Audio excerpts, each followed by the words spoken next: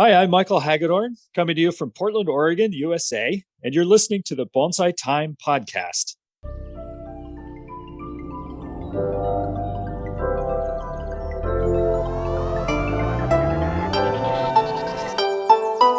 Now it's still recording, so then hopefully it's fine now. I think we lost you. Oh, sorry. I hit, there we go. Okay. Leave meeting rather than then okay. Yeah, no problem. We're like, what do we do? We did something wrong. No, this is becoming a very amusing day. All right. Sounds like my trip in Japan. Oh, really? Oh, we might have to hear this. Okay, so I guess it's a good starting point. So again, I appreciate Sure. of your time today. We really appreciate it. And we've both been very excited, not to guffaw over you, but we are both very loving of your work. My wife explicitly says, Michael's work is so beautiful.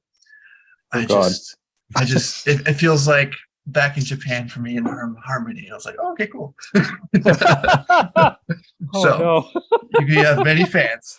No, our trip in Japan has been quite an experience to say. I've come to the realization and reflection as this time of year, reflective pieces come hard and on strong. Every time I've come to Japan, it seems like it's testing me as a person. Like, oh, wow. So what else do I have to do now to get into this mode of being okay in Japan?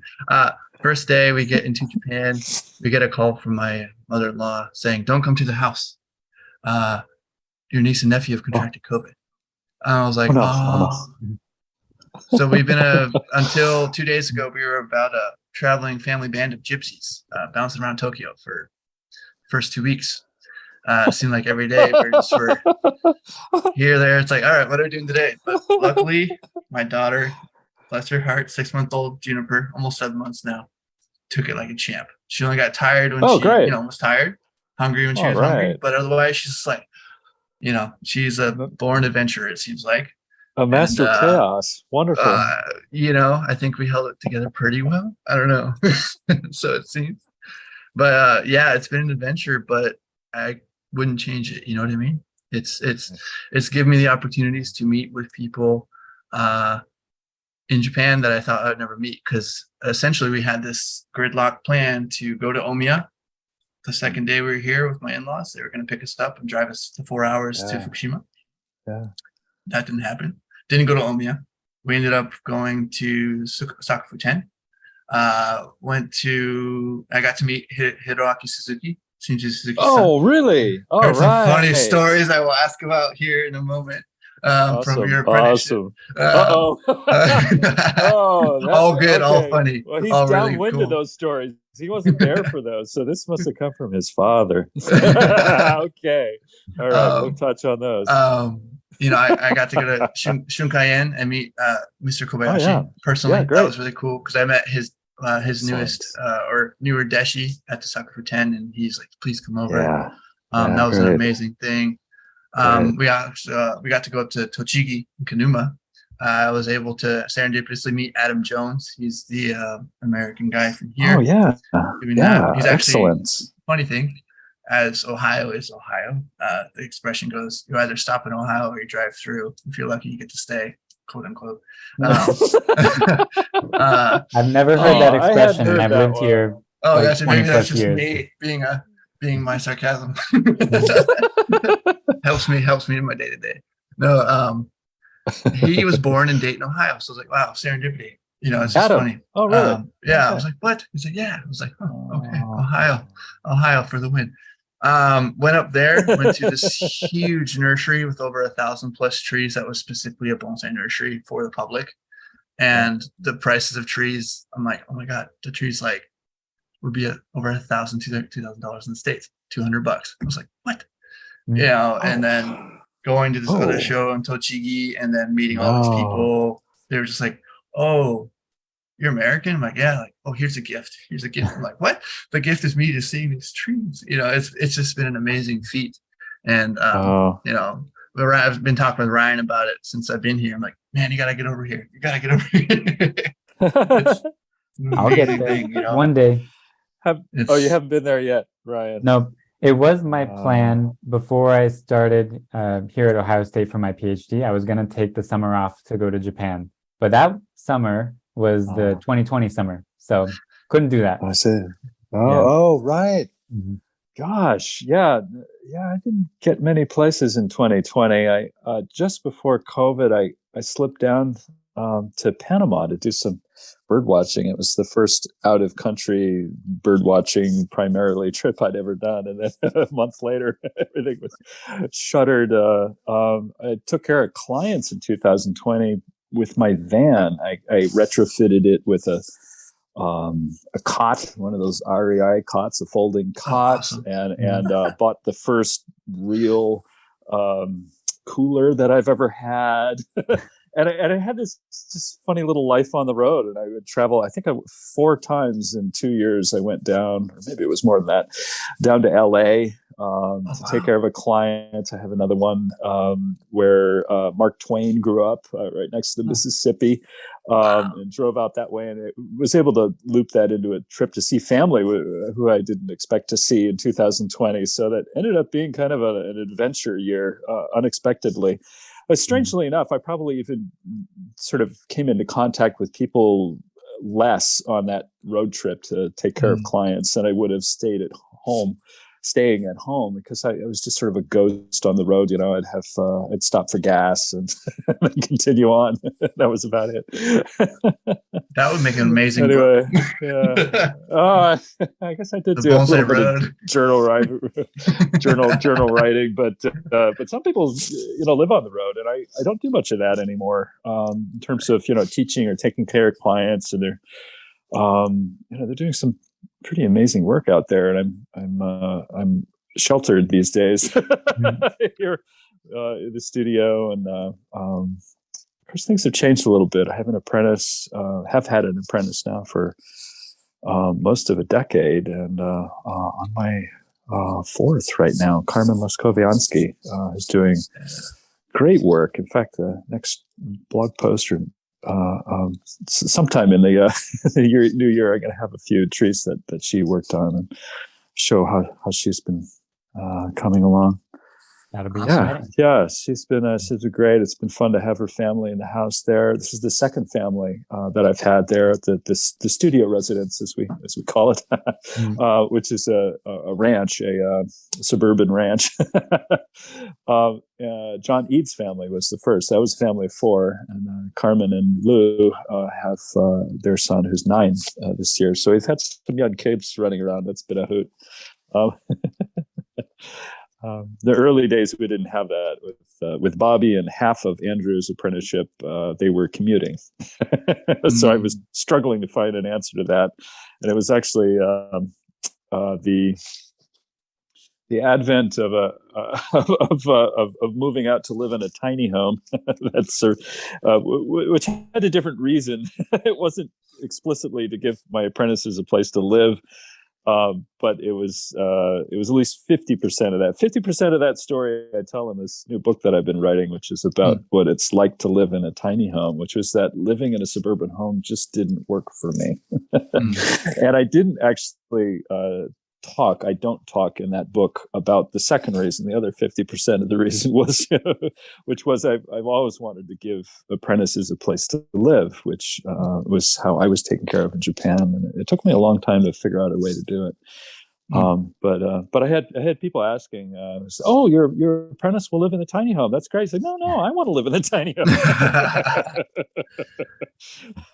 That's funny. So this is where I am 4 years later. I think when I first was able to go to your garden, your nursery garden, back when I was in Oregon, I think you had told me, it's funny. I've realized now that I've come full circle to what my master has done.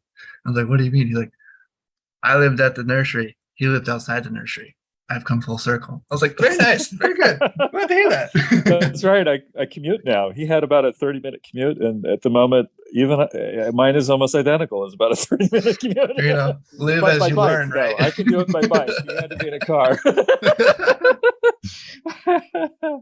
Anyway, That's fine. yeah. So I know you've got some questions for me, so rather than just rambling on about I mean, about we anything love that comes to stories, mind. honestly. Okay. Like just anything. I guess for me, I'll start this one off. Is Sure. So the story I heard from Hiroaki Suzuki-san, when I met him at the Sakuku 10, along the lines of getting a green onion in place of a screw.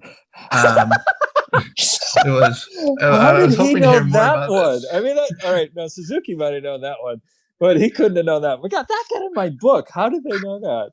I thought it post dated. Oh, that's hilarious. Maybe they actually remembered that. Yeah, that was one of the stories that was the most embarrassing of any of the caught in the language kind of story sideways. Been there completely. So yeah, I mean, this is so long ago now, and I don't even remember what I wrote about in the book. But it was this crazy story where I was trying to describe how we had we were doing some inventory or something like that, and I was trying to describe how we had a certain size of screw. We have short ones and long ones, but no medium ones, or something along those lines. And I used the wrong word. I didn't use the word for screw. I used the word for green onions. Negi, yeah. So of course it didn't make any sense to. I think it was Tachi and Suzuki sitting there, and I was telling them this, and I saw this look of like, gosh, we're really sorry for you. And then they just sort of kept going in the conversation, and it was a little bit later that I realized that I had said onions and not screws. But I really struggled with the language. I had Japanese bonsai down pretty well. I mean, I knew what I was being asked to do. I mean, that you really had to know over there. But I had when I got over there, I was 36. And I had a fair bit of trouble. In fact, when I came back, I had a friend of mine was a reading and writing instructor, and she gave me a test. And the test that she ran discovered that I had a disability hearing phonemes, which is bizarre. You would think that would be the easiest thing to hear. Phonemes, phonetic. Japanese is a phonetic language. Anyway, that made a little bit of sense. That I always thought I'd pick up things really fast when I got over there, but I was literally having trouble hearing things. I was having trouble hearing how words were constructed. So it ended up being a bit of a challenge to get deep into the deep water of Japanese with talking about what kind of razor green onions like and screws for your onions and screws, or how your son is doing in college and how's the financial aid going. That was just well beyond me. So I just stuck with learning the bonsai Japanese really well. That's a good safety net. Like it's really hard. Yeah, right. There's so many other attributing factors too, just as a language of Japanese is, like Kumi, my wife, she teaches Japanese to students at Ohio State, and she still says it's really hard for me as a teacher, but also just as a person, because if you're not born with it in cultural identity, you don't always get the implication, right? Because there's often in Japanese language, there's more left unsaid than there is said that you have to read the air, That's a really good point. Yeah. It isn't just the challenge of a very challenging language. This isn't Spanish. This is a French, really challenging language. There's no hooks to hang your hat on, except for we're all humans, and this is how one might say something, or the meanings or whatever. But beyond that, it is a real challenge. Certainly the younger folk who went over, Matt was very young when he went over, and I've heard Japanese folks say that his intonation is as good as a Japanese person's. He's really got that spot on, and of course, and then his fluency was pretty high as well.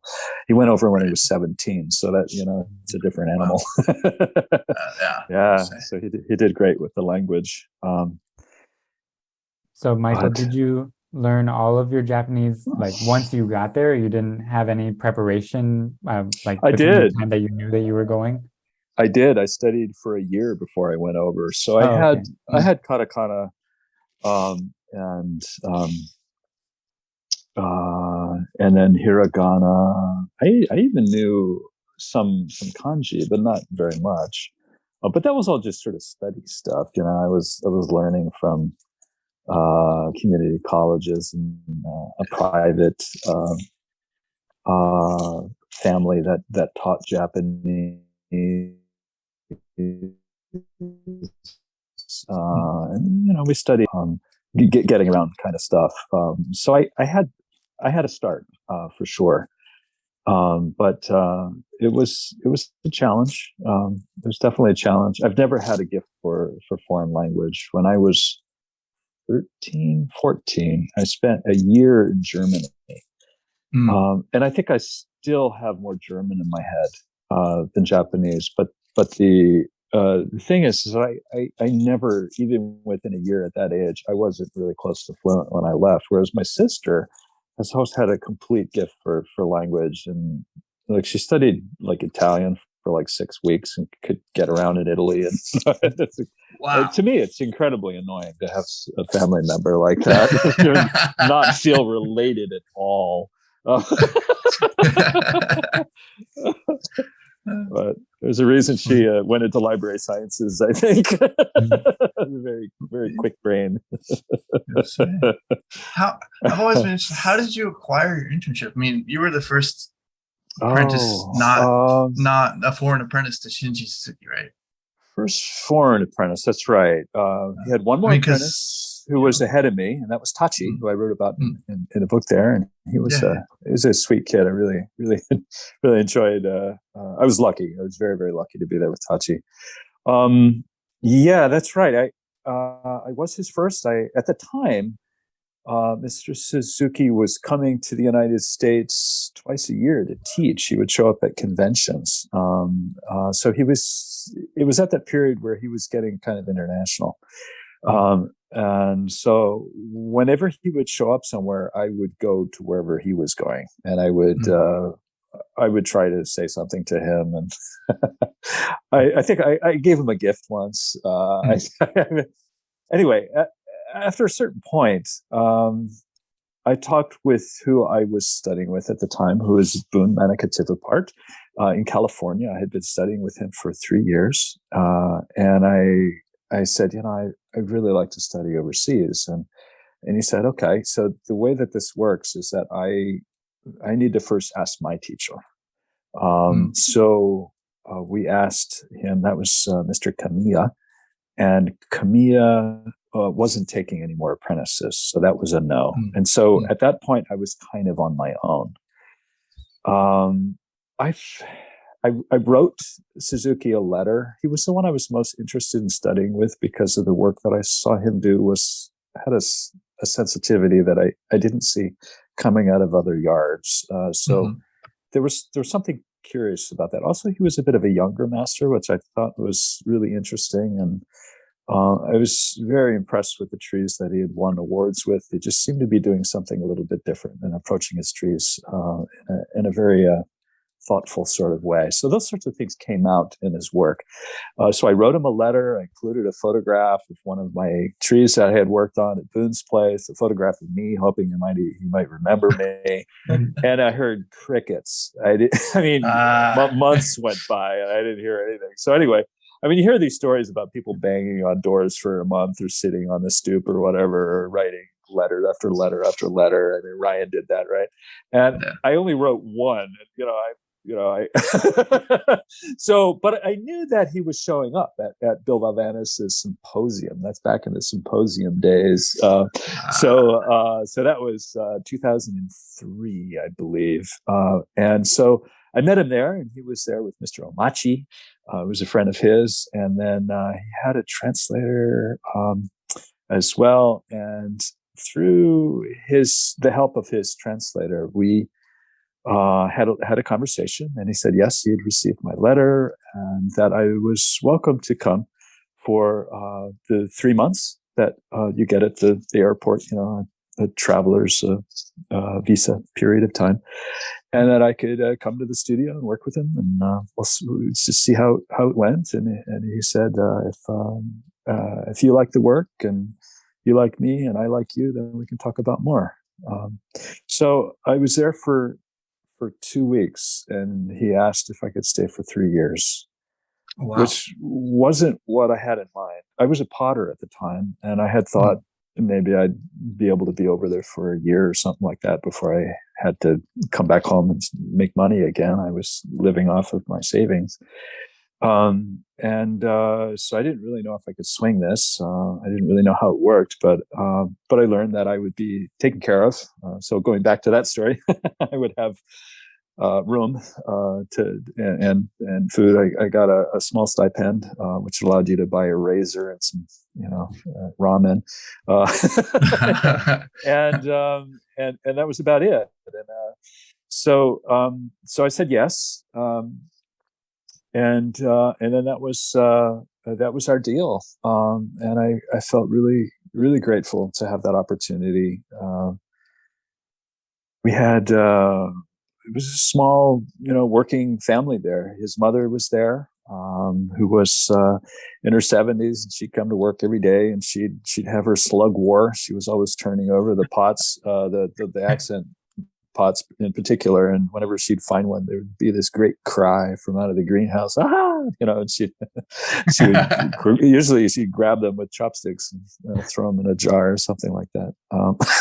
And then there was another man who he hired because Tachi and I were new when I first got there. Neither of us could run the place the way that Suzuki wanted it. So he hired a guy who had gone through Takayama's nursery, who had been through an apprenticeship, to run the yard. So he was sort of an assistant while Suzuki was traveling to work and whatnot when he wasn't there. So it was sort of the three of us there, and the four with Suzuki's mother, who would show up most days, and that was our little working community. And I felt really lucky to be part of a community, because if you're not in Japan, it's hard to get a foothold. But it was a beautiful little village of 10,000, and there were 3 or 4 foreigners, gaijin, and everybody knew us, and it was very odd to have people walk up and say, "Oh, hi, Michael." Okay, hi. They knew what you were doing and why you were there. Did the little kids come and say hi and then run away really fast? Oh, they were very shy, very embarrassed. Yeah. Hi, Blue. See the dust. Yeah.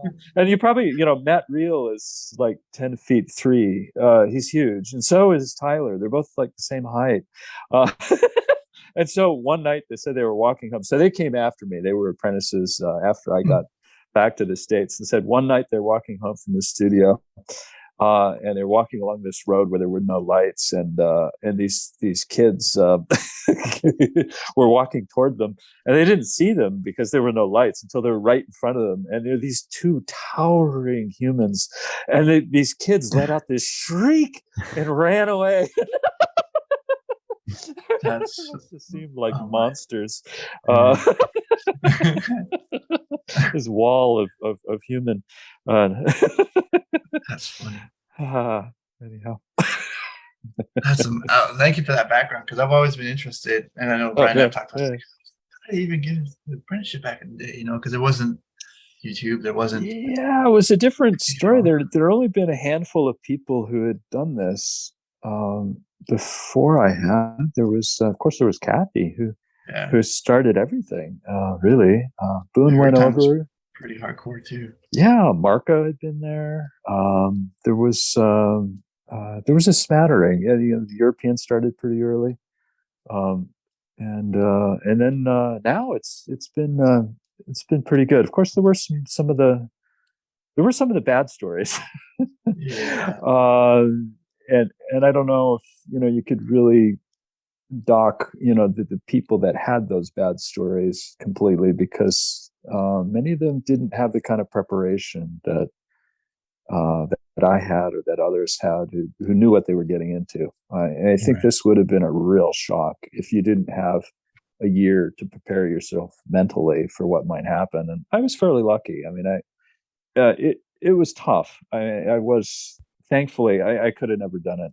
Now I'm 55, and I just couldn't. I mean, I'm not even doing much lifting now in my backyard because I don't have a very good back.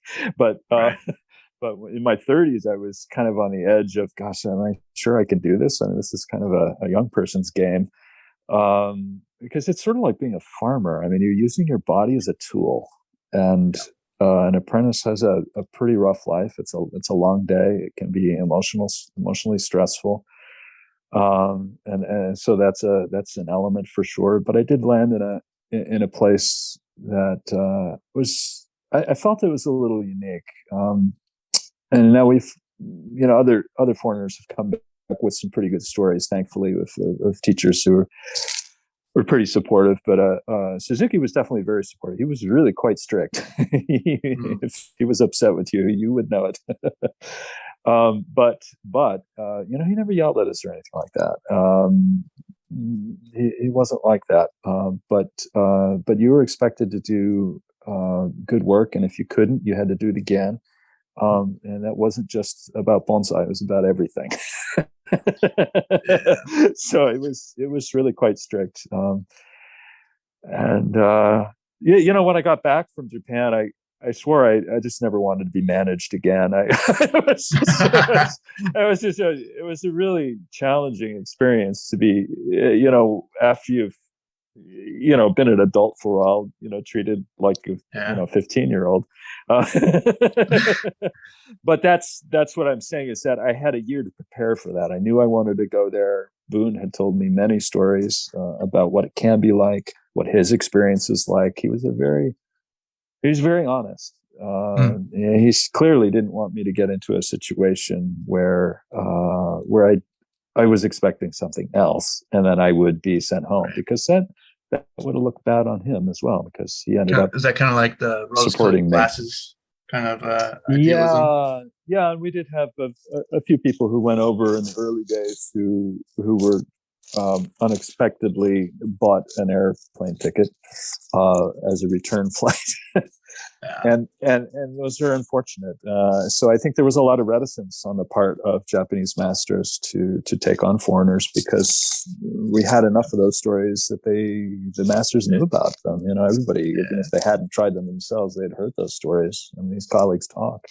But that was a while ago, and now we've had some really knockout professionals coming out of Japan that are foreigners. They're just incredible. European, American, wonderful work that these people are doing. I've talked to a few people, and I talked to Ryan about this before. The idea of doing an apprenticeship in Japan anymore, I'd love to hear your opinion on this. People I've talked to, like, you can do it if you want, but there's so much information now available within the States. Even you don't necessarily need to do that. You probably do an apprenticeship in this idea of apprenticeship in the States by just studying hardcore. What's your opinion on that? Right. Oh, I think it's a valid question. It's one that I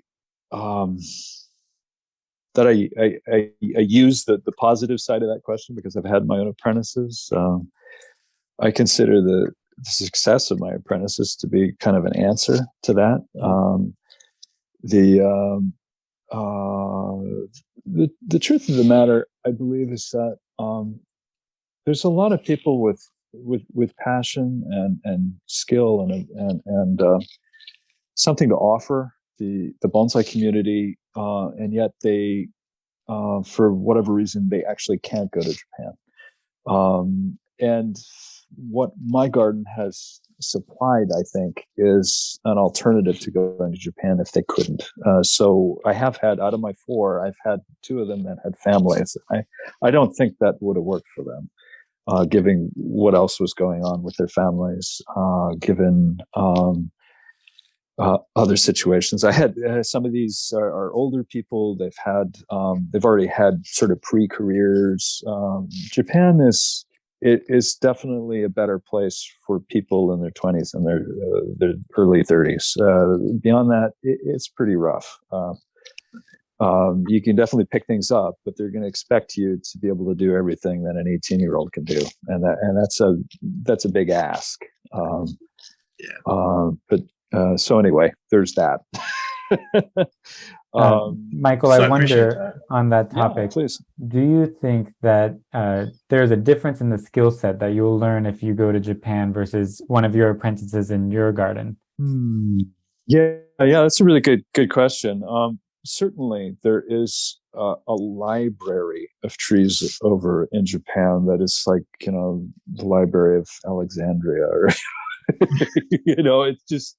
it's unending and it's old, and there's so much history in the branches of those trees, and there's Very a lot you can refinement focused learn almost. from that. There's a lot you can learn from that.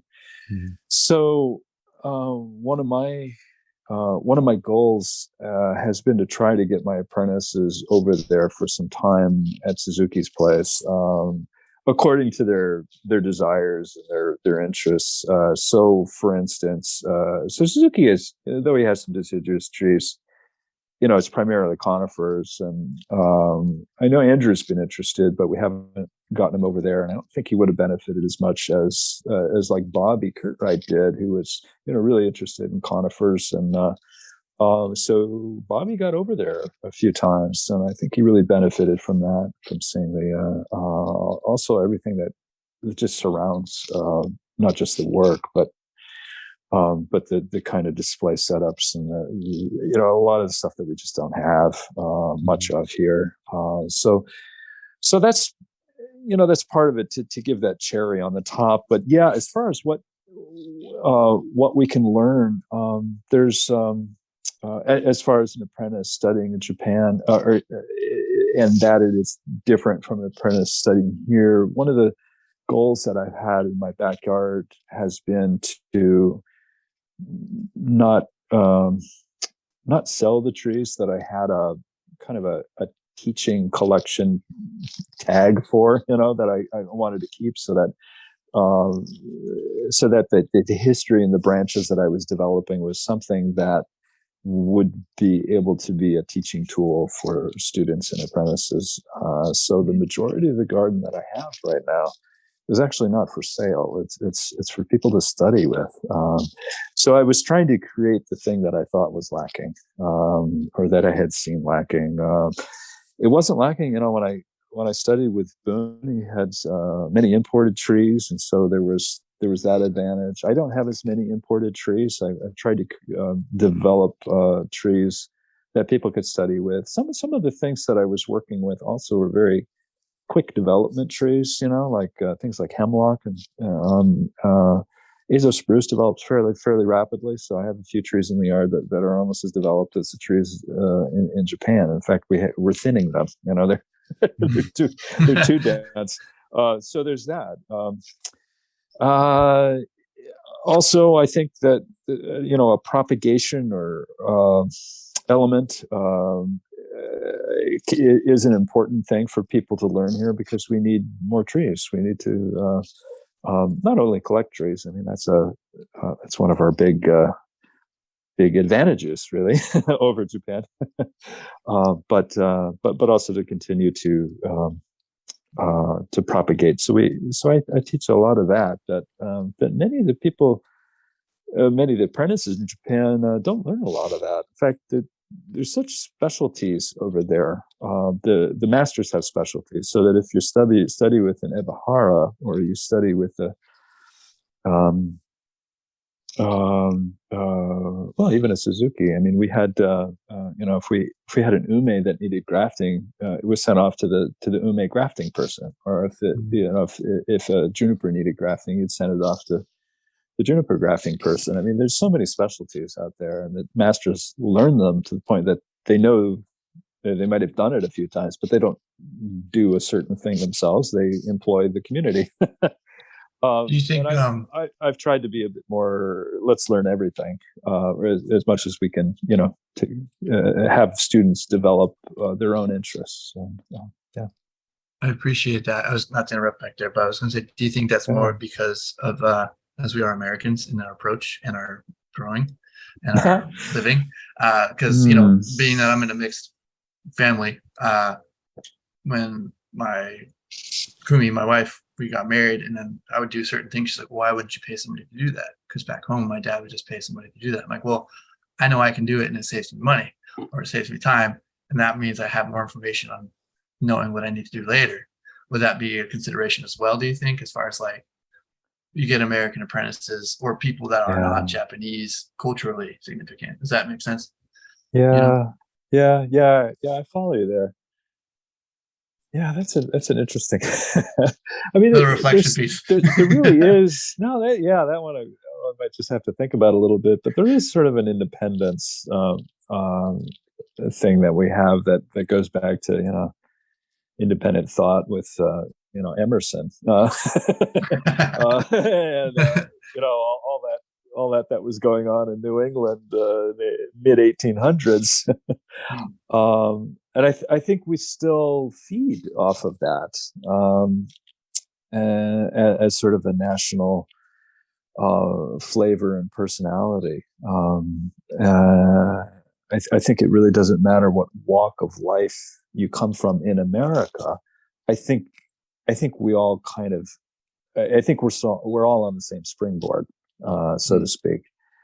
And in a sense, the Japanese they're maybe more communal. They're more, I don't know. Maybe that's why, or maybe simply because the Japanese bonsai community has been around so much longer that they've, it just makes sense to specialize.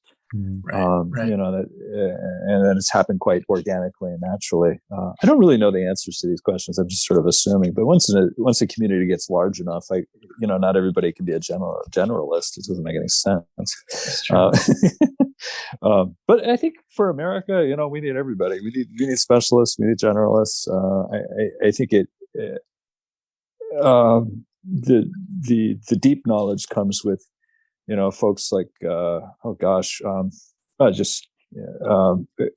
have two specialists in my apprentices, John Eads, who decided to become a grower, and he's doing some alchemy that I didn't know, but he's gone within the year and a half that he left my apprenticeship to doing things well beyond what he studied with me, and so in that sense, he's already community building and offering something that I certainly didn't give him. Andrew Robson's doing a similar thing with deciduous. He's brought deciduous beyond what he studied with me, and I find that really exciting and really unique. I think Bobby Curtright has brought display to, and I both outside in the garden and some of the inventive thinking that he does in his tokonoma displays. Matt Reel does some of that as well. It's just there's a lot of tinkering and specializing. I'm really curious to see what Carmen does, where she goes with that. But anyway, that was a little bit of an aside, maybe. No, this is something I've just within my own little bubble.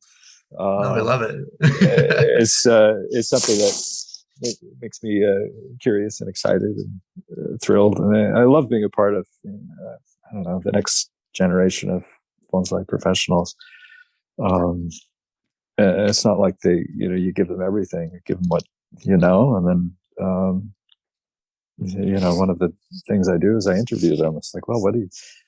Anybody who wants an apprenticeship with me, part of the interview is, what do you want to bring to the community? And they don't need an answer to that when I ask it, but they do before they start the apprenticeship. I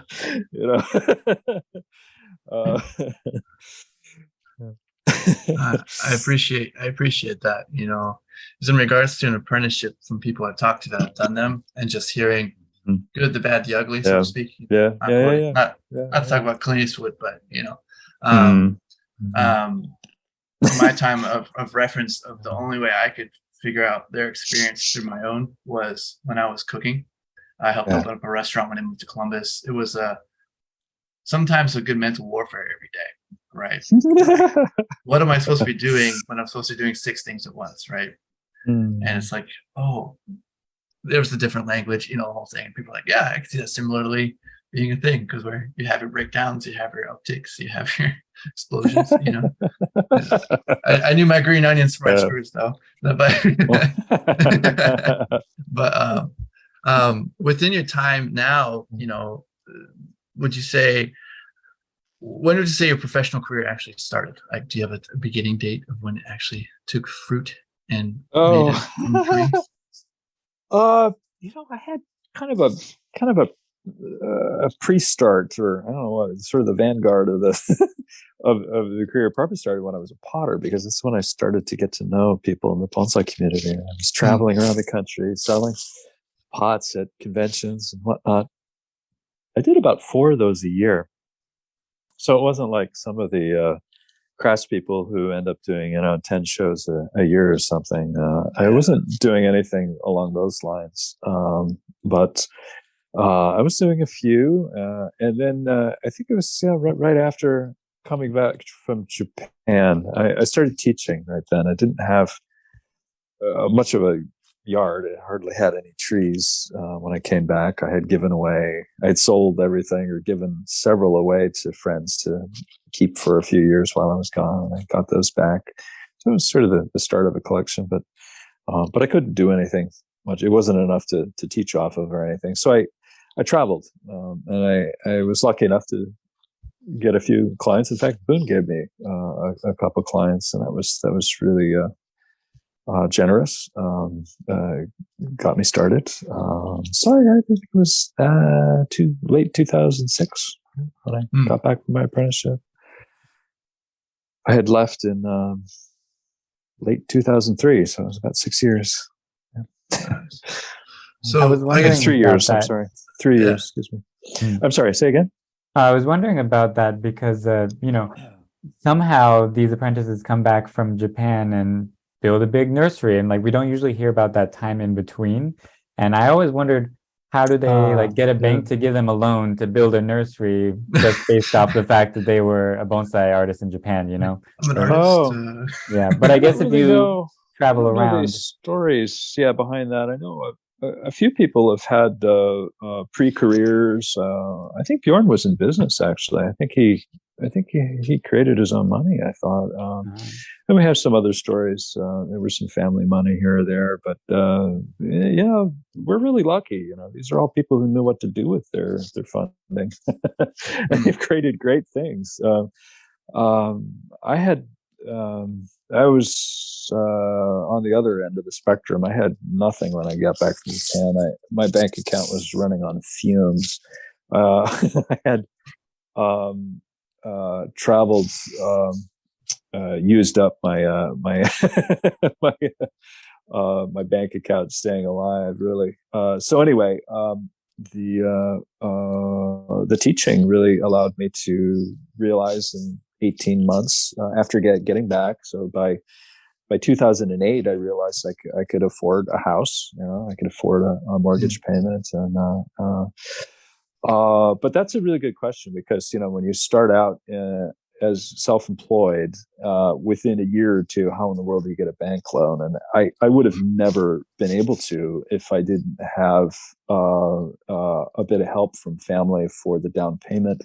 And I believe they were co-signers on my loan or something like that. There's a lot of personal information that nobody needs, but it was, but that's how, families help one another. And I was lucky to have that. And, not everybody does, for sure. And I was able to get, I would say, a fairly quick start. I mean, it was within 18 months, I had a backyard. I still had almost no trees in it, but at least I could start. And that same year, I started building a studio back there, which is that weird 5-sided building that I now teach out of, and where the seasonal classes are, and where the apprentices work, and where I come and admonish them for their excellent. Sorry, admonish. Do better. Well, sometimes the studio serves as a place to throw trees when we're having an unusually strange storm in the Pacific Northwest. It's a very strange place. It was normally it's a very calm, weather system in the Willamette Valley, which is south of Portland, between Portland and Eugene, and where it's an agricultural valley, really. That's what much of Oregon is agricultural. So actually, that story isn't known very well. It's, very briefly, back in the 70s, the town council, it was statewide, I guess, decided to put a urban growth boundary around the urban areas, so that you couldn't grow outside of that boundary, in order to protect one of our main industries, which is agriculture, to protect the farmland. So Portland and Eugene and other cities are not growing out in a sprawl like many places. They're growing up, and they're growing denser, really. So it's creating other problems, but it protects the. They're fairly fierce about protecting that industry. So anyway, the weather system of this area is usually pretty calm, but every now and then we get these wacky storms that come through, and we had one this year that that was pretty strange, including some really big winds that blew open a fence and or a gate. I'm sorry, blew over one of my big hemlocks. This just happened a couple of days ago. I couldn't believe it, but thankfully it's a hemlock. I mean, you could tie one of those branches in a half hitch and it would be fine. They're not brittle, so I think I lost 2 tiny little branches on it, but I could not believe that one of those things blew over. Yeah, right. So anyway, yeah, bonsai yards are affected by everything. We do our best, but there's only so much you can do. Ryan studied with Dan Robinson when he was in Washington, and when I found out he was coming back to Ohio, me being born in Oregon, lived there until 4 years ago, lived there, right? And I told him, like, Ryan, you're in for an interesting experience in Ohio. Freeze thaw, Midwest is no joke. I don't even want to think about the guys up north, like those guys. I don't know how to do it. We're dealing with that freeze thaw now.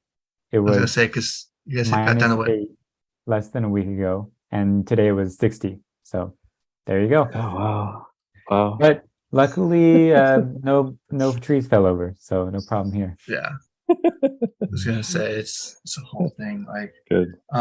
Within your experience now, not going onto a different tangent, but like how you experience your art form and how you practice your art form. Or just your specific practice. Yeah. How has it changed for you throughout? I believe you had 4 apprentices over a decade. You said, or coming back from Japan off the boat. It's interesting. Into now being 2020, even too. More time to think than on the road. Well, in the first half a dozen years or so, up into the Bobby Curtright era, I was doing a lot of experimentation. I think I was. Wanted to kind of take a break from the things that I knew, and so we were, even within the seasonal programs, we were creating things that I didn't even know how they were going to look. I mean, it certainly instills no confidence in students when they arrive and say, "Hey, I got this idea, but I haven't the faintest idea how we're going to do it, and I hope you'll help me." It's a bit of a hard sell.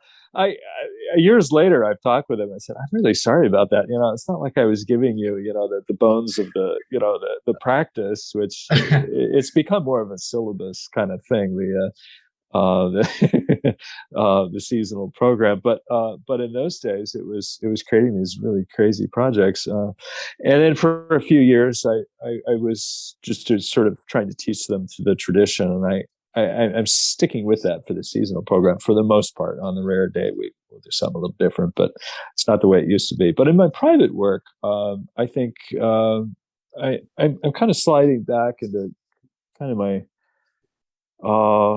art background. I did a lot of painting, a lot of sculpture when I was in undergraduate school and graduate school, and that has fueled, continues to fuel some kind of sideways work. So I tend to do fewer pieces during the year, but I try to spend more time with each one. So the piece that showed up at the Pacific Bonsai Expo in That was Oakland beautiful. this year. That was amazing. For those of you who are hearing this later, this is 2022. And it was a little shore pine. It was a quirky tree to begin with, but it was on this metal stand, kind of a cantilevered form to kind of show off the vulnerability of collected trees or any tree for that matter, and to tie it together with us by pairing it as an accent with a little human sculpture that I actually made back in college. So it's funny how that all kind of ties together. But in any event, I feel really energized by that work. The presentation of the work is really what is energizing me, even if much of my work is still based on sort of traditional principles, even within that strange little shore pine, which is kind of like this two-headed thing. The shape isn't exactly traditional, but how I dealt with each part is follows the ideas of balance and where you put branches and things of that nature. So it's kind of a hybrid. I guess what I'm doing now, it almost feels like maybe what musicians would do if they've played or composed the same thing over and over again, and they need to surprise themselves. So maybe they play something backwards or something like that in order to find something new and old material. So I feel like something like that is maybe what I'm doing, is where I'm finding energy. And then my teaching is still trying to teach the craft, the bones of it, so that people can find their own expression. But I don't really. I'm encouraging of people finding their own way, but it's really only with apprentices that I have enough time invested to be able to kind of nudge them. I know Carmen has talked quite often. In fact, in our interview, she mentioned the what she experienced, which was feeling kind of not ostracized, but not exactly welcomed by the bonsai community that she was a part of. It was kind of an old boys club, I think. So I think she really wanted to find ways of enabling and encouraging women to be part of bonsai in an engaged way, and that really impressed me. As far as an interview with a prospective apprentice, that was obviously somebody had done a fair bit of thinking about what they wanted to do. There was a sparky brain there that is an example of something that I enjoy encouraging in our own work. But that's challenging for an apprentice. Although they might, like I did in Japan, you might dream about what you might want to do in the future. You're still doing your teacher's work, So when I'm gone, I don't want her to do her work. I want her to do my work on the trees that we have there, and to continue sharing the tradition that I learned, so that she will have more tools to play with. I think the sooner that we jump into our own work or our own flavor, if we jump too soon, we're not quite acquiring all the skills we might have. And that's, to bring this conversation more full circle, is what we can offer here. It's like, there are a lot of people who have studied in Japan. We actually, we know many of the things we can pass on are from there. So that's what I try to share with apprentices, so that they can find their own way with the information that we do have from Japan. I appreciate that. I've been struggling with that myself, because my wife being Japanese, we've come to this topic discussion quite a bit of. Oh, really? Cultural appreciation and going your own way. And she's like, you need to know the basics, because you're doing what Japan does and what you want to do. But also, you're never going to understand fully because you're not Japanese, which is fine. But know your traditional aspects first, and then jump off the ledge and have that basis. Right. And I love my wife. She's very much calls it out. I was like, hard sometimes. And that's so true. I mean, I was so aware of that when I was in Japan, is that I felt on the one hand that I was strangely able to access some things that I thought that my Japanese speaking, like Tachi, for instance, and there was another man there who was studying who I felt like I was able to access things almost more fluidly because there wasn't a language barrier. I was understanding them on a different, in a different way, not on a different level, but in a different way. And sometimes language is almost a hindrance. On the other hand, I exactly what you were saying. I knew there were things I would never understand because I'm not Japanese. And that's, part of the lifetime study of what it is for the Japanese, what bonsai is for the Japanese. And then also to acknowledge that I have a different path, and I know others, Ryan Neal, I think, speaks really well to this. Others do as well, of finding what's true, what is your own environment, not just personal, it's not just, who is this person, but who is this person a part of? And it's true, we're not Japanese, or most of us aren't, who are doing this. Yeah. Be interesting to hear what Dennis Makashima. He'd be an interesting one to interview, maybe, because he went over for a year, and I think I remember him saying to me once that he went over, thinking that he was going to connect with his Japanese roots, and he found it was something very different. It'd be very interesting maybe to talk with him. Maybe somebody to interview. Writing a note now. Love to track him down. Yeah, I'd be really interested. I think in particular, since he has a very different background. He was raised here in the United States, but he certainly had a lot of connection with the Japanese Americans from the earlier generation, who had a very different experience. He came out of internment camps and found bonsai there. And I think he was greatly influenced by them, of course, and wanted to champion what they were about. And I believe his collection, which I think was recently sold, was kind of a repository of many of their trees. Weren't just his trees, but they were trees from that, many of which started in the internment camps, and it's a remarkable history there. Great work by Aaron Packard up at the Pacific Museum, who had that story on display this past year, which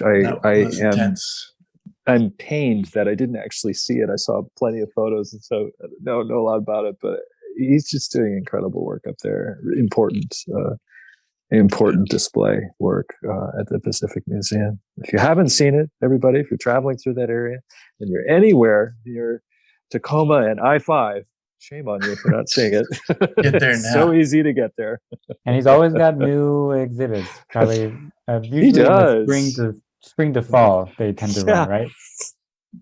Yeah, that's right. During the growing season, and the place is like a popcorn maker. They just keep coming up with new ideas. It's awesome.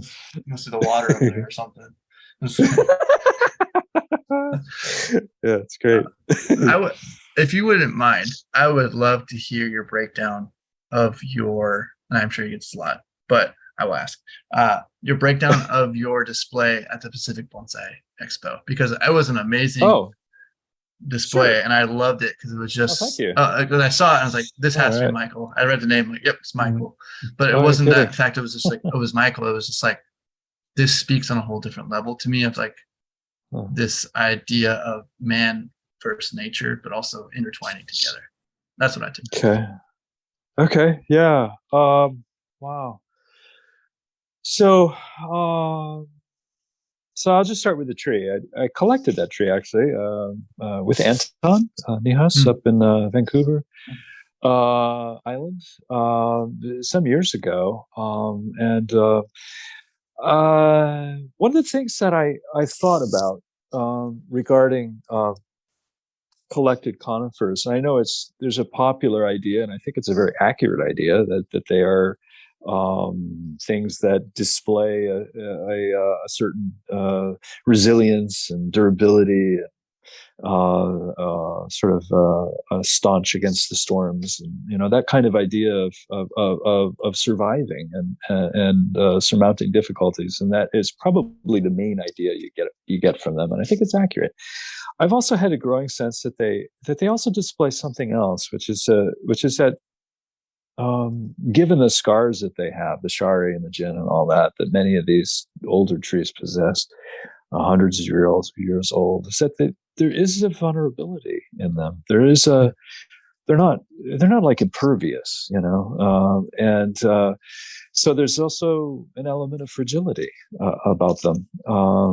And anybody who's walked around in the rocky breaks in the mountains knows that they don't live forever either. There's a lot of dead trunks in the cracks, so anyway, so that idea has started a whole new line of investigation. So the support, this metal support that you mentioned, which is sort of off to the side with this big counterweight, so that the tree looks like it's going to fall over. I mean, the counterweight is kind of minimal, but it's solid steel, so it actually weighs 50 or 60 pounds. That thing is actually that'll make you aware of it when you pick it up. And the tree is only, I don't know, about 4 pounds or something like that. So it's overkill.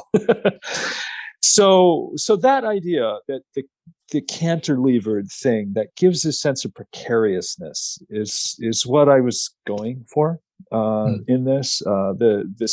The support itself has these funny little scales on it, or abstractions. And what it was is an abstraction of the scales of a pine cone. So if you were to take apart a pine cone, you would find some of those elements within it. Now, I didn't create this. I really want to stress this, that I collaborated with my friend Eric Rodenbaugh, who is an architect, and he loves welding. So I had this idea. I said, this is sort of what I'm thinking. I here. And thankfully, being an architect, he's a very creative person. And so he had his own, twist on it. And we tried one version that physically didn't work, that the tree kind of bent it over because the metal was a little skinny, it was a little thin, and also had kind of a half helix going. We had a twist in it, and that didn't work. So we had to make it kind of in line with the direction of the thing. Otherwise, it was going to twist again and fall over. So anyway, we did two versions of this, and version 2 is what you saw. And then the little sculpture was this little aluminum sand casting that was done back in college. And it was this man that, strangely enough, it wasn't upright form originally. It kind of fell over in the mold when the aluminum went in. And so it also had this sort of precarious feeling, because I don't think that human would necessarily stand up. It'd probably fall backwards. So in any event, that I've used this sculpture a few times in display with bonsai before, of the chuhin size, and I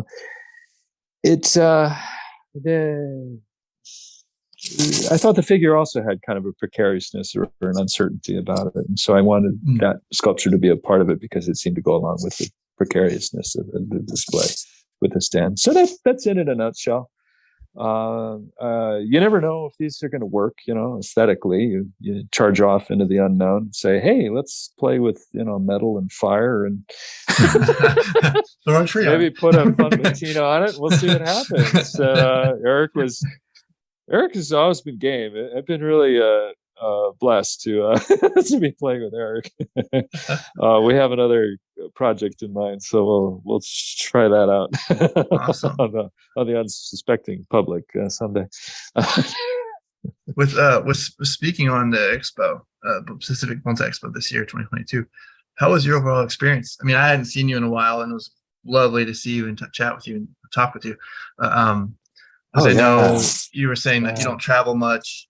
When you do, it's very purposeful. How was this for you? Was it nice to get out again and just kind of be on a different, quote unquote, no pun intended, page, as I know you had your books available? Oh, yeah, right. Yeah, I don't get out much. I definitely want to do this a little bit more often, but I tend not to come to the conventions, and like the national show. I've been meaning to come. I went to the first one, and I haven't been to one since. I really like to try to do that. But the expo was I thought it was just so beautiful. It was in this amazing space, a beautiful space. The quality of the trees and the displays I thought were on par with the Artisan's Cup. I honestly, I just didn't see all this coming. I didn't see the trees before. I had been in touch with Jonas, but I knew he was getting pretty excited about it. Certainly he was seeing the potential of the show, and I thought they did a beautiful job with their backdrops and the range of the trees on display. I thought was really something. I thought it was a display that or a setup that had this range of small to medium to large trees. It had range of deciduous, a lot of deciduous. It had a fair number of broadleaf evergreen, and then a full contingency of of conifer. Very broad. I thought that was lovely. That they had. Jonas and Eric had enough, selection there, which is great. Actually, it was juried, so it was. So they weren't really doing the selections, but there was enough meat on the bones there to have a very broad display. I thought that was very impressive. The quality of the trees was good. Now I was, as an exhibitor, I was one of those who was gonna walk around and take a stab at judging them along with all the other exhibitors, and it was one of the more difficult shows that I've ever judged. I thought there were so many trees that could do well. I was very pleased with the selections, the trees that won the awards, and it was just really it was really, really good. Really impressive. The vendor area was very impressive too. It was really amazing. Broad. It was huge. Many people. It also felt like I think this isn't from me. This is from Jonas, who said through somebody else that it sort of felt like a family reunion in some ways. So after COVID, there's just so many people who had some sort of connection with each other. Daichan Nemoto showed up, who was Boone's senpai, and he was there selling some antique pots, and he had this. He's just this cheery, welcoming kind of guy, and one of Japan's, bright lights in terms of young bonsai professionals. And it just felt that this show was lucky to have him there. It's really great. And many of the people there, were connected with him. And there was Boone, there was Jonas, there was myself. We'd all, had some connection with him. There was, Matt Reel had connection with him, and I think Tyler did, and almost everybody heard. Many of the people who had exhibited knew him. It was just really kind of amazing. So it was a remarkable show, really. And actually, a lot of the threads, with the exception of a few of the other groups, like Ryan and Randy and a few of the others, many of the people that were there were somehow connected through Boone. Actually, I thought that was really interesting. Peter T, all these people. Peter had some wonderful work in the show. It was really, it was very impressive. The deciduous work was really so ramified. I want to talk with Peter. He just had some really, really nice work. And Matt Reel had some beautiful trees in there. I was really impressed with. I can't remember if he had any personal trees, but I know he worked on some trees that were in the show, and I spent a long time looking at his work. Matt is somebody that is so quiet, and yet his work is just he can take anything and turn it into a poem. He's a real talent. I was delighted to see the Atlas cedar that was in there was really impressive. With That was beautiful. To speak to that, in terms of a tree that he had put together, it was just really impressive. Yeah. Really, really nice. I could talk about many others. I mean, there were a lot of people there that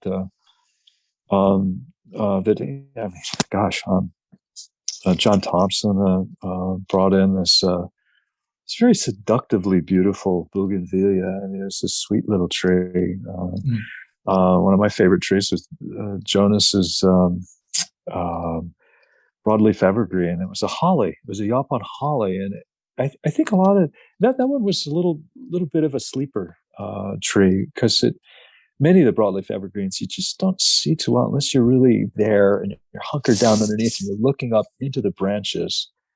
That was an impressive tree for a chuhin. That was not easy to do, and I think Jonas deserves real kudos for that one. The ramification on a hinoki was insane. That I think that came out of Peter T's work. I believe I might have gotten that wrong. Jeremiah Lee had a beautiful Sierra juniper that had one of the strangest live veins I think I've ever seen in my life. I stood around that and looked at it. I was so glad I was able to talk with him about it to see how the tree had done that. But apparently it happened kind of up in the wild, partly up there. But I thought his work on that was exquisite.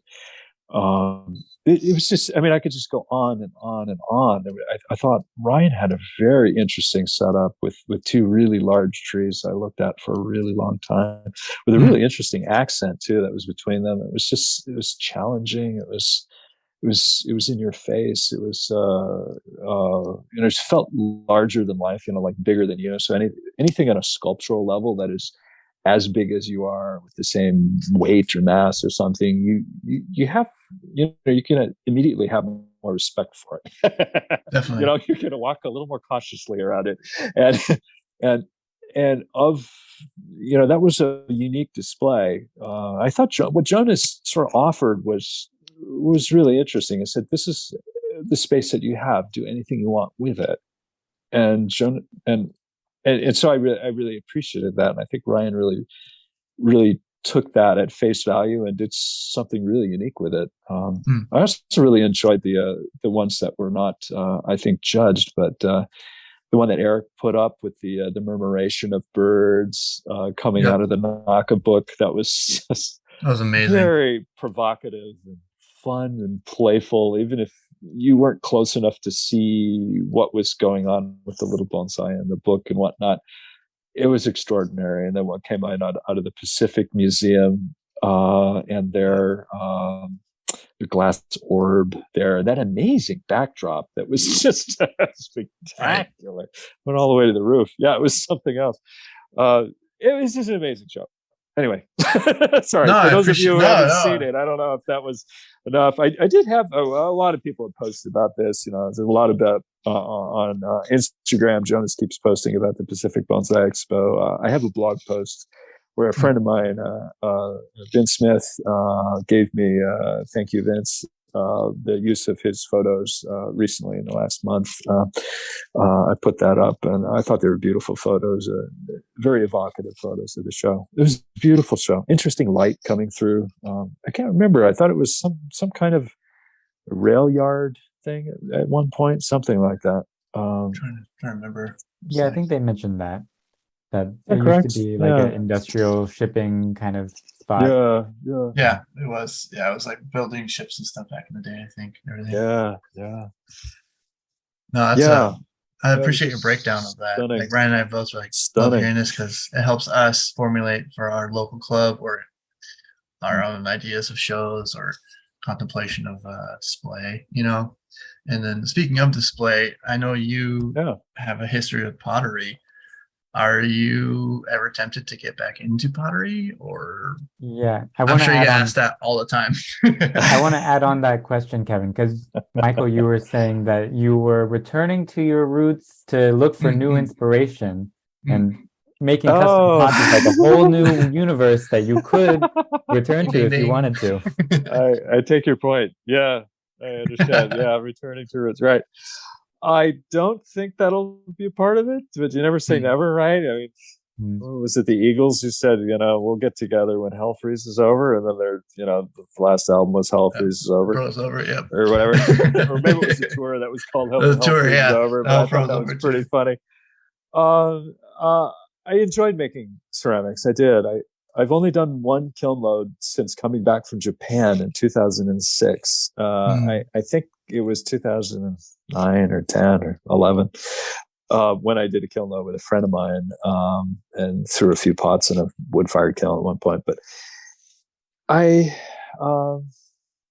not led to go back. I thought it was good for me to do that because it was sort of like riding a bike. I mean, it was nice, it was fun. I made some nice pots that at least I enjoyed making, but it wasn't something I needed. I guess that's maybe the best way to put it. I was really on to other things. I was really enjoying bonsai. I was really enjoying sharing bonsai and teaching bonsai. There was something about ceramics that never filled out those corners that we have in our career, I guess. I think I've always needed my career to be something that was, more like a partner or something like that. I needed something that was really special to me. And ceramics, I was never led to teach it. I was never led to really share it that way, although I did enjoy it, certainly. It just kind of, it was almost like an acquaintance rather than a lover, something like that. Whereas bonsai, I've always wanted to share what I was thinking, what I was experiencing, share how one might do something. And I've done that, in the seasonal program, done that with apprentices. Something that's a little bit new for me is writing.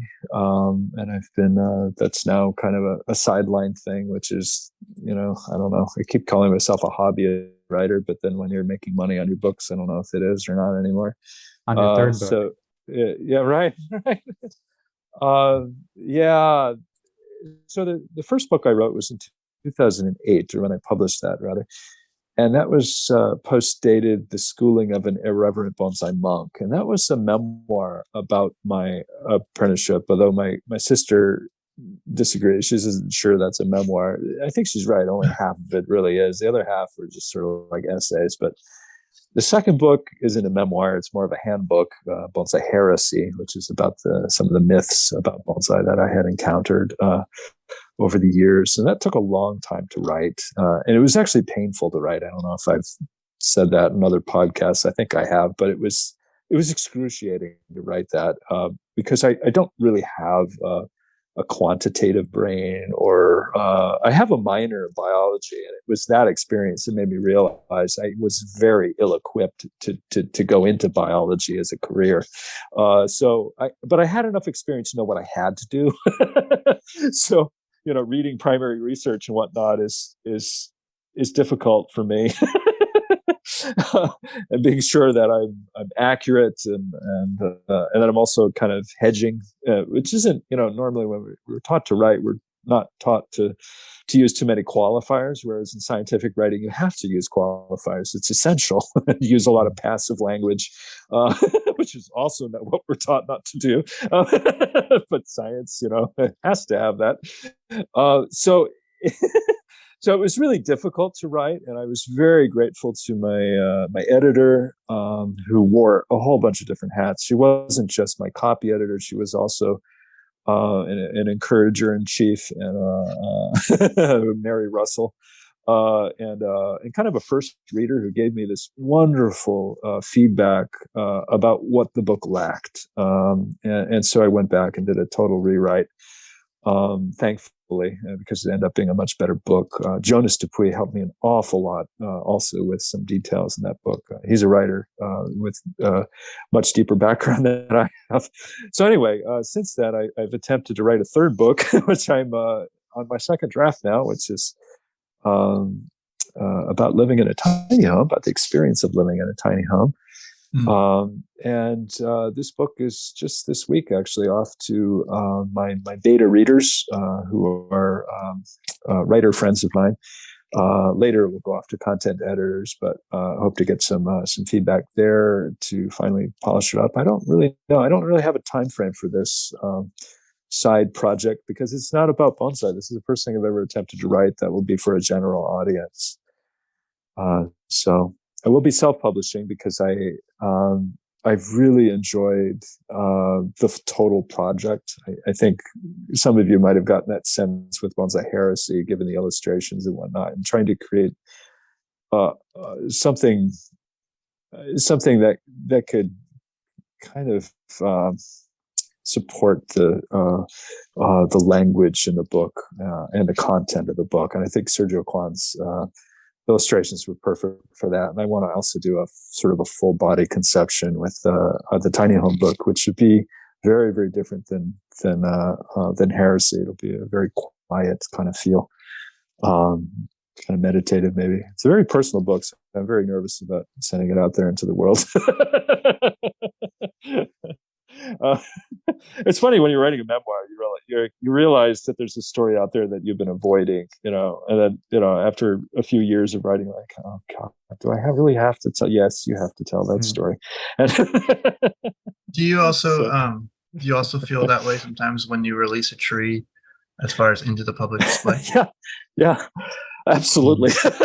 Yeah, I have no idea how this is going to come across. Yeah, absolutely. Yeah. More and more so with, as things get a little more adventuresome, like what the team put into the Pacific Bonsai Expo. That was a bit of it didn't take a breath. Just very curious to see how that would do. It's funny. It's writing is a side thing, but the bonsai work, I wouldn't say it.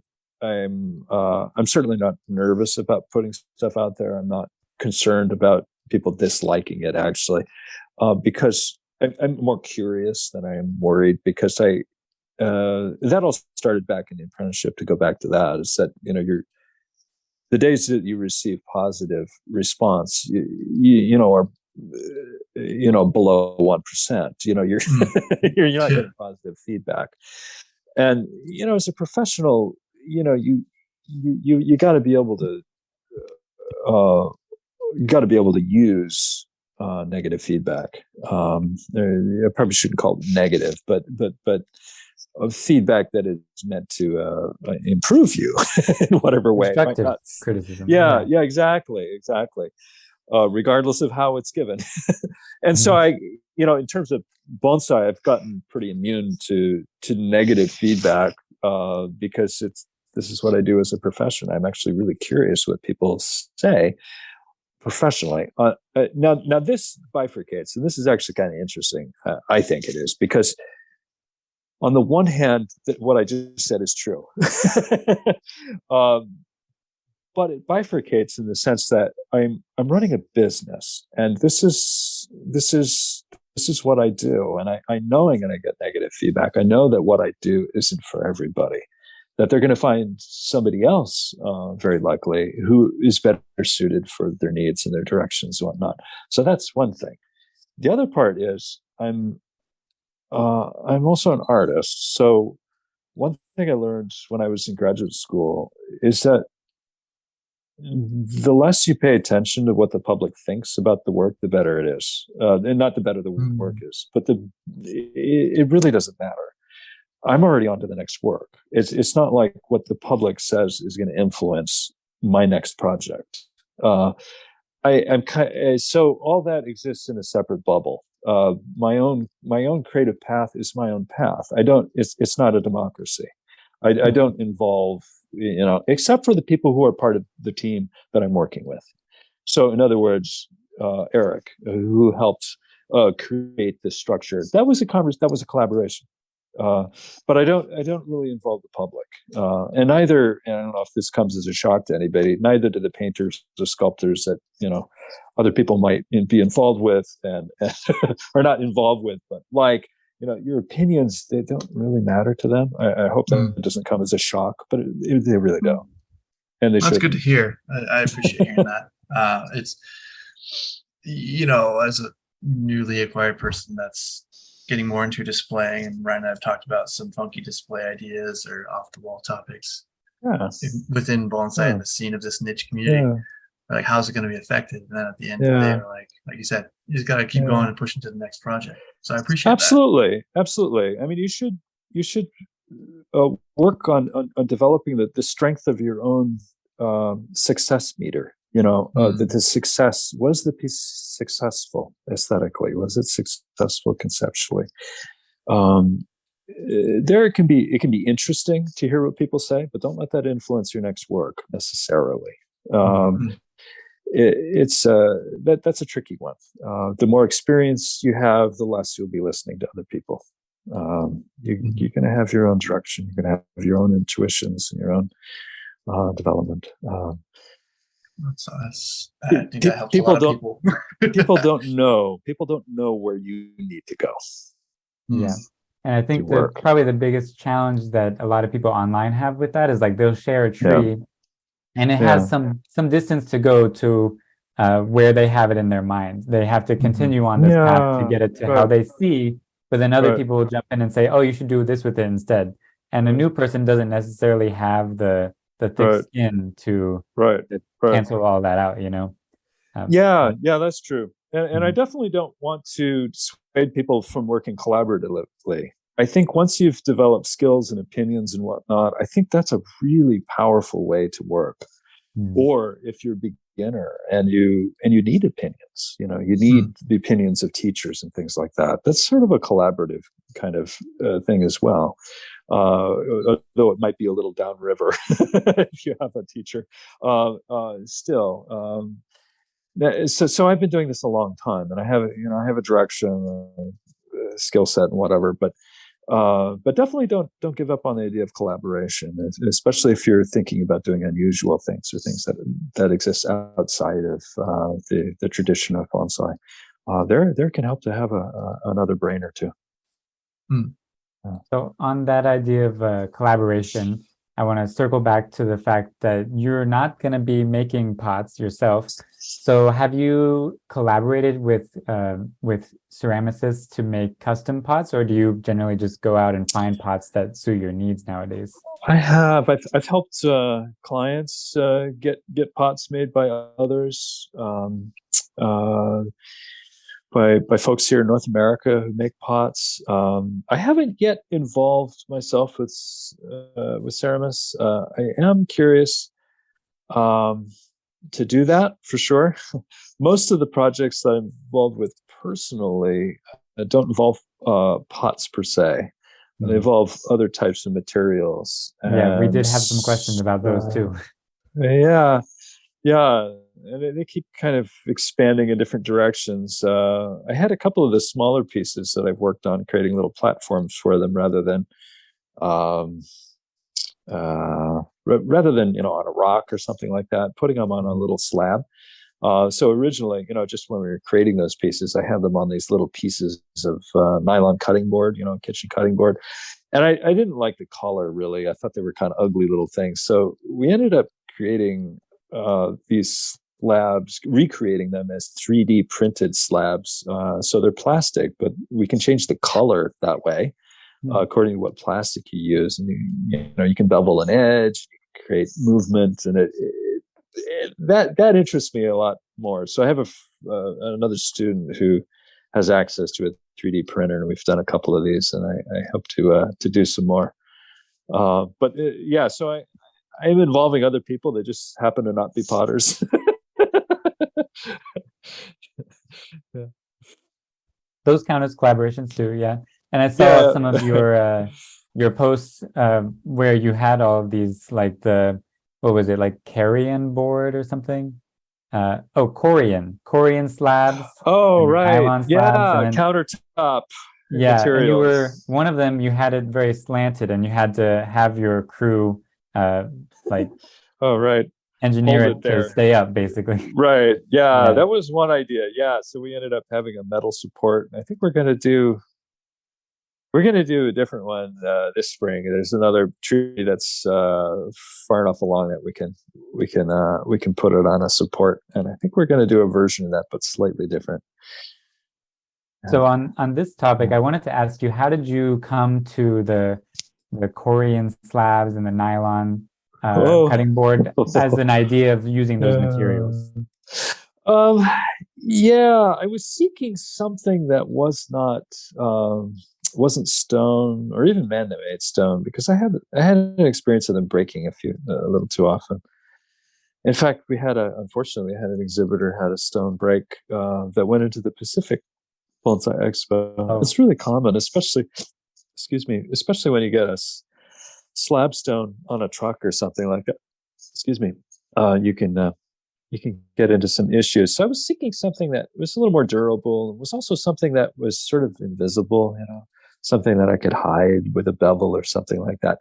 Mm-hmm. So I was looking at options, and early on, I was talking with a student of mine. This is where these collaborations can bear great fruit, and I remember one conversation. He was leaving that day, and we were thinking about what type of thing to use that would be. And on leaving, he said, you might consider something like a cutting board for a kitchen, because they're going to be non-toxic. And I was thinking about that all night long. And so the next day, I think we went out and we bought a couple of these cutting boards, and we kind of cut them up with jigsaws and started playing with them. And I found that that worked pretty well. But then Korean was something else I thought of, because it was also, I guess I thought of it because it was from the kitchen. It was probably also not toxic, and so that it was firmer, because these little cutting boards, they're little, they're no bigger than 2 feet max, and at that range they're also a little bendy, so you couldn't put something on it that was too heavy. So I want something a little stronger, and Korean is incredibly tough and it's strong. It's only like 1/2 inch, so it's pretty small. It's pretty thin, so it's worked out. Yeah, I've enjoyed using those. They're strong and semi-invisible, and you can cut them in different colors. You can paint them. You can paint the edges. And anyway, so it's kind of a modern material that, if it looks plastic, I think it, that wouldn't feel good around bonsai. But so I try to hide these things a little bit. My intention is to kind of make them so that you don't really see, you're not really aware of the support. So it looks like just a mass of roots covered with moss or lichen or something like that, a soil mass. So it was in the direction of minimalism, which is why I moved away from pots, which is kind of strange since I'm a potter. I was a potter, but anyway. So that's the story behind that. Yeah, this was a subject that we wanted to drill down on, because it's almost like one of your signature styles now, if I can say so. So I wanted to explain the process a little bit more for the viewers, because you have some really good articles, like in your portfolio, I noticed. And some of these, you make very large muck walls to hold the soil mound on top of your board. So how thick does the muck have to be to hold that volume of soil? Is it like an inch thick, or? Yeah, it tends to be about an inch, maybe a little more than that at the bottom, and I kind of bevel it as it's going up. It's funny muck. I think Kato would work pretty well. I don't use that. I use a combination of long fibered sphagnum and akadama dust and cornstarch, and you cook the cornstarch to a jelly, and then it kind of firms up over time, especially when it dries out a little bit. But the next day, it ends up being pretty stiff. So yeah, the walls are rarely holding in quite that much soil. There's usually a root ball in there, so it kind of holds itself. So what the wall is holding is only an inch or two of soil usually. Yeah.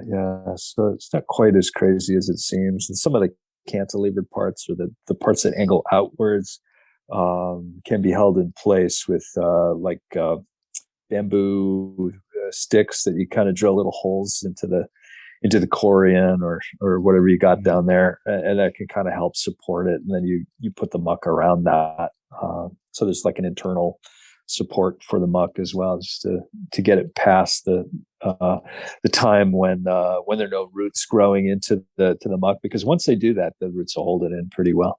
The roots really like the muck. Of course, the cornstarch is food, really. It breaks down into something I want to eat. So.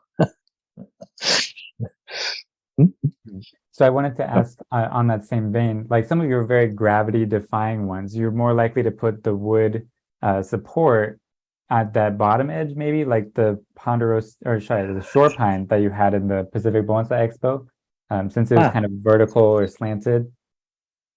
Oh, yeah, for that one, much simpler.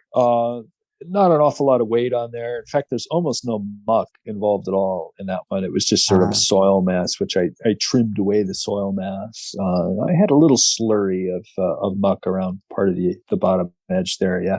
But I just tied the root mass to the slab. Okay.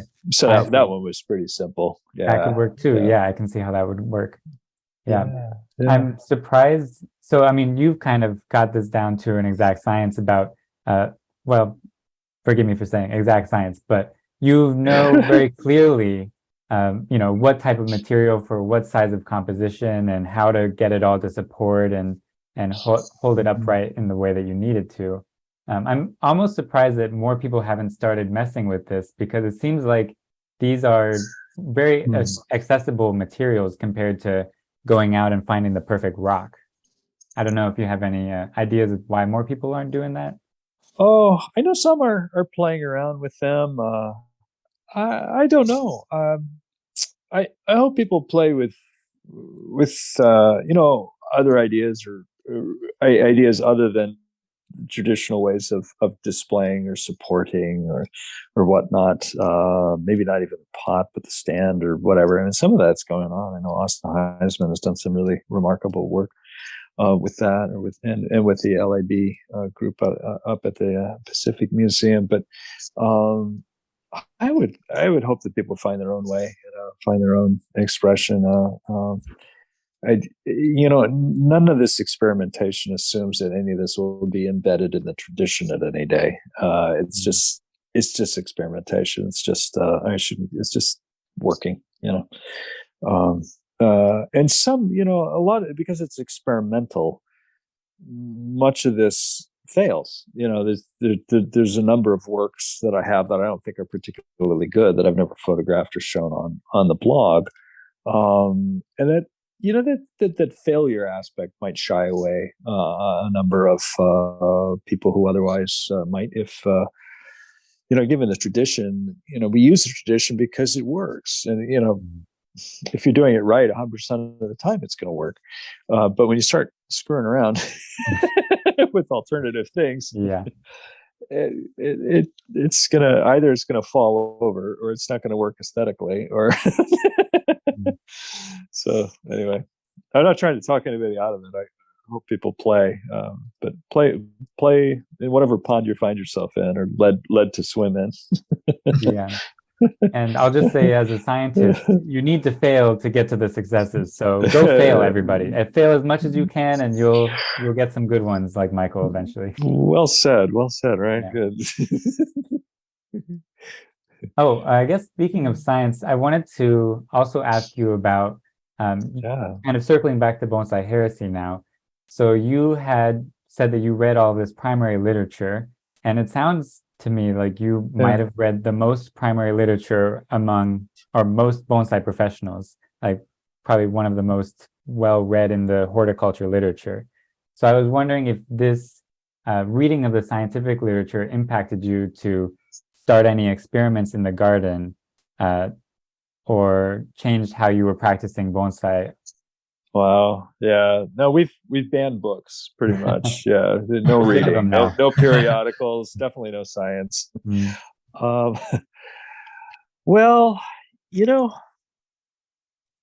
actually, I think some of the, not just the reading, but some of the interviews that I did, like with Joe Harris, regarding their discoveries there at Isley Nursery, Rizelli, I don't know if I'm pronouncing that right, with the cold hardiness of the roots. That was really eye-opening for me. I I know that from talking with others that was one of the most eye-opening for many people who read the book, and I hope to, even before it was published, I hope that one would be in particular kind of helpful. And I would say that one probably changed some of the practices we do in my backyard, particularly regarding age of not just the species of plant. Okay, if it's this species of plant, it can withstand this kind of temperature range. And the information isolated suggests that younger plants have, a much greater susceptibility.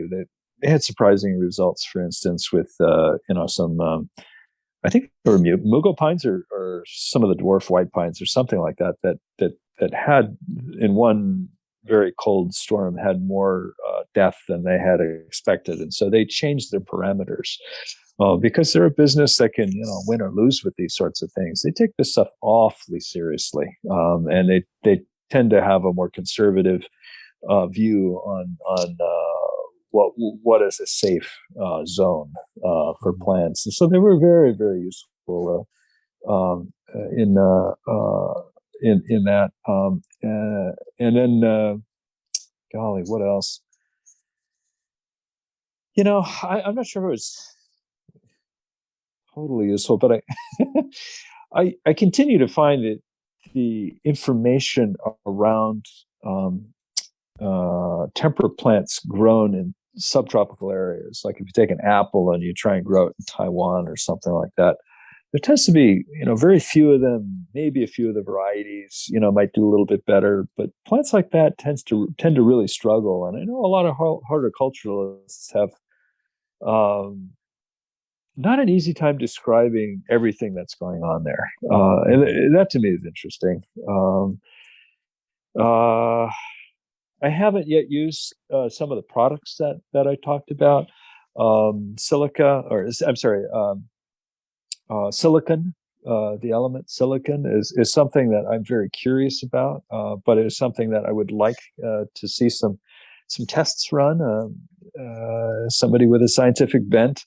I'm very curious if using silicon, which does seem to have some benefits in terms of creating some stress relief, environmental stress relief, maybe even fungal, and maybe even some of the pests that might poke a hole in it and whatnot. They tend to resist some of that.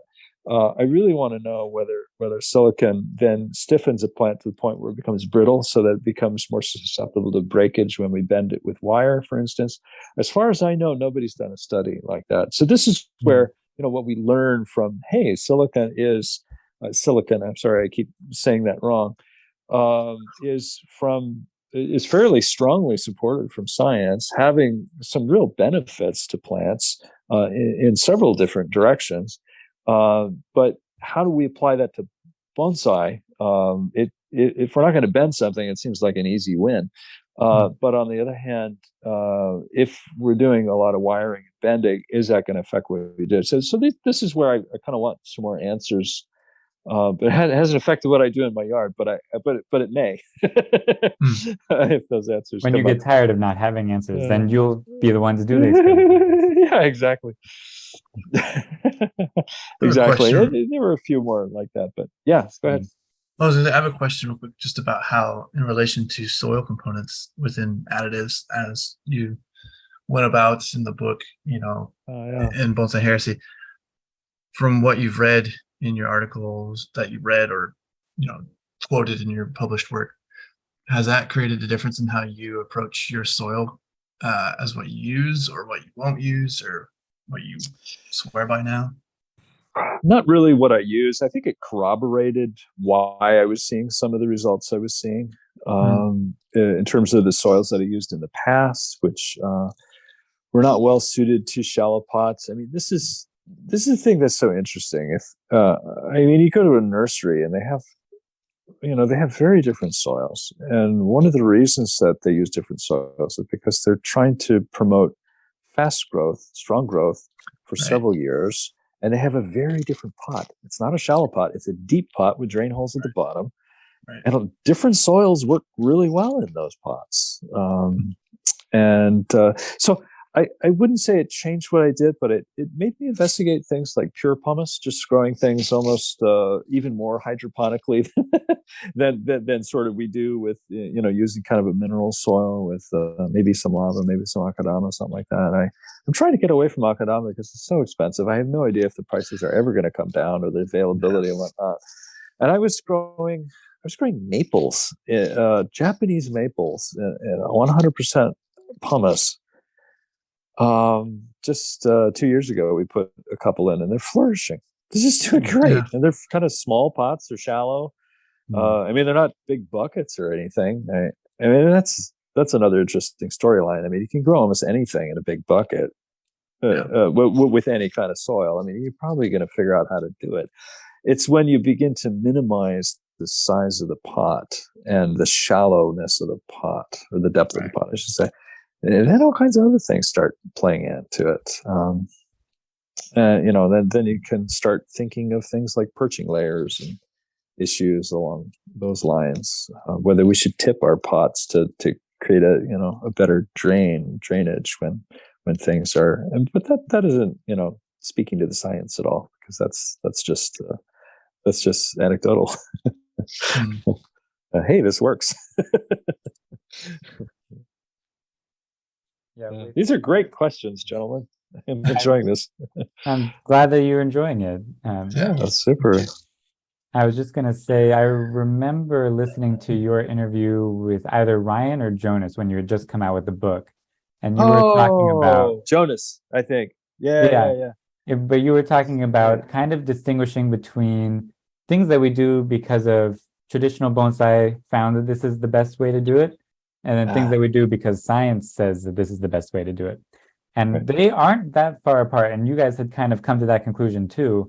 There's a famous quote, I don't know by who, but it's basically saying that the difference between messing around and doing science is that when you're doing science, you write it down. But you can still learn from the other method.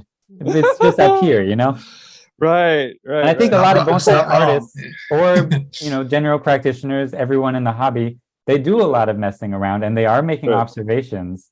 So they are learning things kind of sequentially. But the thing about science is you write it down, you explain it to someone else, you can see exactly where the differences are. Funny. Guilty as charged. Yeah. Oh my gosh. Oh wow.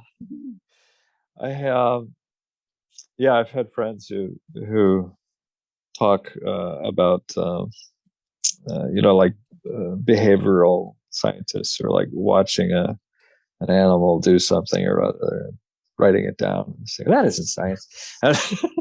But it is, it's still observation, and there are things that we can learn from it. But even though something isn't using it as a test tube, it doesn't mean that we can't put it through the rigors of science. Of course, it sounds like Ryan, you know more about this than most of us. It's just a good thought process to run through. If we were to talk again in a couple of years, I might have some new data to share with you. But right now, I'm in the middle of collecting. Got it. Yeah. Got it. Yeah, I'm kind of always in this mode because I'm trying to get my microbiology PhD. So yeah, that's a whole nother thing. Oh wow, yeah, it is. So in regards to how you approach your experiments and things horticulturally, how do you quantify them as horticulturally sound to promote them or not to promote them? That's the thing I've been struggling with, because I'm going for my horticultural bachelor's in science, right? And people are asking me, I don't know how to do this. I'm like, yeah, I don't either. How did you approach what you did for the publishing of the book? Oh my gosh. It's a loaded question. Are you speaking to the little experiment we did on fertilizer? Yeah, or any experiment that you've done that you felt would surmount a good exposure to people for the purpose of bonsai. I'll tell you one that I wish we had done. Cool. Yeah. Okay. So taking inorganic fertilizer, or a chemical fertilizer, fertilizing a plant with it for several years so that you get several growth rings there, and then wiring it and bending it and seeing whether it has any kind of brittleness issue. Now, I've heard this story for many years, that fertilizing with chemical fertilizers will make your trees more brittle. And I've never seen a study corroborate that. And that's one I would love to see, and I would love to share it. If regardless of the, whatever it says, I would love to share that. So we have something to share. I know it's out in the community that it makes it more brittle, and it might well be true. I don't personally have enough anecdotal information to say whether that's true or not. I'm not sure this is answering your question, but that's one that I would love to see out there. For all the listeners, I'll just explain. This is a very answerable question. So do as you described. The challenging part really is to get two groups of nearly identical plants. And my collection is not big enough for that yet. So I hope someone else maybe wants to take this on first. But if you do as Michael described, you fertilize one way with the inorganic fertilizer for a couple of years, fertilize another way with the organic fertilizer for a couple of years. There is a little bit of a challenge there in trying to make sure that they're getting equal amounts of fertilizer. Right. I think it would be a challenge. Growing degree days, all that, and kind of a monoculture with the same age plants, something like that. Exactly. Nursery plants. Yeah. But what I'm thinking about is the end point. You can measure how far you can bend the branch before it breaks, or you can measure the amount of force that it takes to break the branch.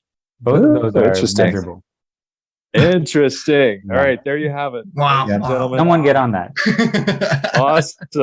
Awesome. I'm hopeful now. Thank you. Yeah. Michael, looking at the time, it's been an hour and a half or so, and I know you got the rest of your day to kind of find your stuff. Yeah, we appreciate your time, Michael. A wonderful conversation with you. I appreciate this. Maybe someday in the future we'll do it again. Where can people find you? What can they do? What can they see? This is your part where you tell about yourself. Yeah, who are you again, and why are you here? Right.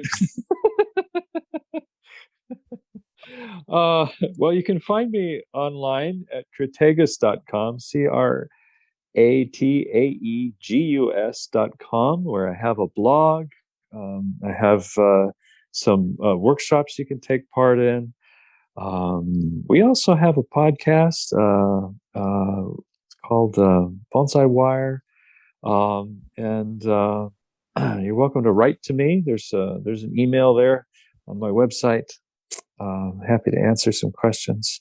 And if you're coming out to Portland, Oregon, I have a bonsai garden on the outskirts of Portland, and you are welcome to come by for a visit and a tour. And that's me.